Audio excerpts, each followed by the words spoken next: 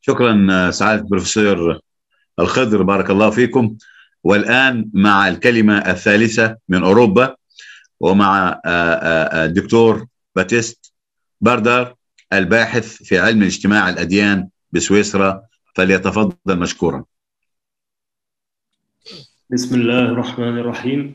الحمد لله رب العالمين، الصلاة والسلام على سيدنا محمد وعلى آله وبارك وسلم. يا شيخ الكريم، بارك الله فيك، شكرا للاستقبال. أنا سعيد جدا أن أكون معكم، والحمد لله أشكر المنظمين والمشاركين أيضا، ويسعد بلد سويسرا أن يرحب بكم بهذه المؤتمر المهمة. ونهتم سنتكلم كثير معا وسنجد الحلول لهذه المشاكل الكبيرة. سيكون معنا بعض الإشكاليات سوية في أفريقيا حتى في أوروبا. وسأستمر بكلمات قصيرة باللغة الفرنسية إن شاء الله، لكي أحترم ما قالوا لي أن يقوم به اللغة الرسمية من بلد سويسرا إن شاء الله. بارك الله فيكم، جزاك الله خير. Je vous remercie pour votre accueil.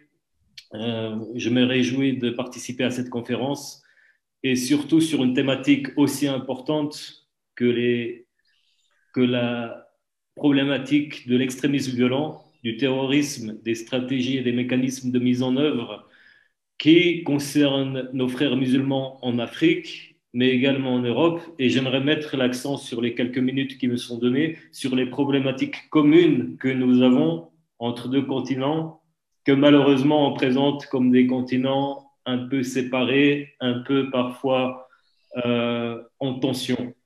Au contraire, j'estime que l'Afrique et l'Europe sont des continents voisins et liés, historiquement, mais aussi culturellement et géographiquement. Nous avons une forte proximité et une histoire commune, malheureusement, à cause d'une histoire passée tragique, mais également aujourd'hui une histoire plus intéressante, plus positive, avec la présence de nombreux frères d'origine africaine, des frères et sœurs d'origine africaine, en Europe, notamment en France, mais aussi en Suisse et dans d'autres pays européens. Et cela fait que on ne peut plus penser l'Europe et l'Afrique comme deux entités séparées, mais on est en train d'écrire une histoire commune entre nos deux continents, et d'autant plus lorsqu'on s'identifie comme musulman, lorsqu'on parle de l'islam. Ici, nous sommes dans une fraternité très forte qui est encore solidifiée par cette proximité géographique et, je le répète, aussi culturelle. Mais cela pose aussi des enjeux communs au travers de la problématique de l'extrémisme violent, du terrorisme, de l'extrémisme, puisque c'est un fléau qui touche les deux continents, qui touche autant, voire davantage, l'Afrique que l'Europe. Et les solutions doivent aussi passer par un travail commun, une coopération à ces deux niveaux. Pourquoi c'est une problématique commune? Car tout d'abord, nous avons cette proximité géographique et culturelle qui fait que lorsqu'un continent saigne, lorsque l'un de nos pays saigne, les autres pays sont également concernés. Ce qui se passe demain ou aujourd'hui au Niger ou au Mali, par exemple, va nous influencer. Mais également, ce qui peut se passer en France va aussi influencer le continent africain et notamment les pays d'Afrique de l'Ouest et d'Afrique du Nord, avec des répercussions et des problématiques qui sont similaires. Aussi, on ne peut pas parler de quelque chose qu'on ignore, et l'intérêt de ces conférences est de nous rapprocher, d'échanger, de profiter des expériences des uns des autres et d'être plus forts intellectuellement et socialement en travaillant ensemble sur les deux côtés. Pour cela, j'ai eu la chance et le plaisir de vivre en Afrique, en Algérie, mais aussi de voyager dans une dizaine de pays, notamment au Sahel, notamment au Mali, en Mauritanie et au Sénégal, mais en tout dans une dizaine de pays africains qui m'ont permis de rencontrer beaucoup de frères et de sœurs et de discuter de ces problématiques qui concernent l'extrémisme et les dangers liés au terrorisme. On a Malgré des contextes très différents, des réalités culturelles et sociales qui paraissent très diverses, on a quand même un risque commun, croisé, et aussi des personnes à l'auteur de ces actes terroristes qui voyagent entre les continents européens et africains. Et la personne qui peut commettre un attentat aujourd'hui au Mali peut le commettre demain en Suisse ou en France.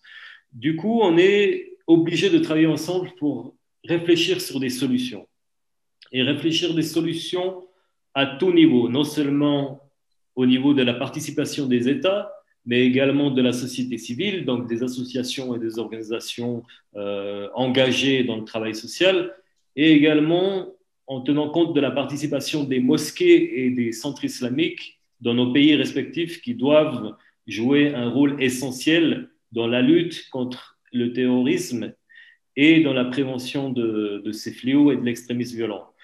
Pour cela, avant de trouver des solutions, il est impératif de comprendre les causes. Qu'est-ce qui peut pousser certaines personnes à adhérer à des idéologies violentes et extrêmes, en plus au nom de l'islam, et à commettre des attentats terroristes dans nos pays respectifs. La compréhension des causes est en effet essentielle pour éviter de parler d'une chose qu'on ne comprend pas, et cela implique justement des réflexions.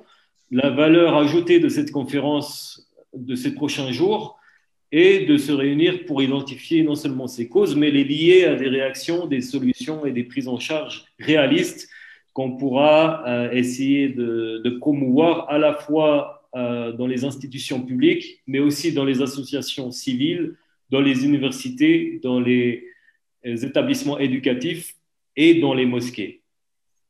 Et pour cela, nous avons la chance d'avoir des intervenants de différents pays, ce qui constitue une valeur ajoutée. Et je terminerai mon mot actuellement en disant que l'islam représente pour nous l'antidote principal au terrorisme et l'antidote principal à l'extrémisme et à des mauvaises compréhensions qui, souvent pour des causes psychologiques et sociales, utilisent le religieux à d'autres fins, à des fins de pouvoir, à des fins économiques et égoïstes qui n'ont rien à voir avec le message de l'islam transmis par notre prophète Mohammed sallallahu alayhi wa sallam. Barakallahu fikum, جزاكم على خير وأنا سعيد أن أكون معكم وإن شاء الله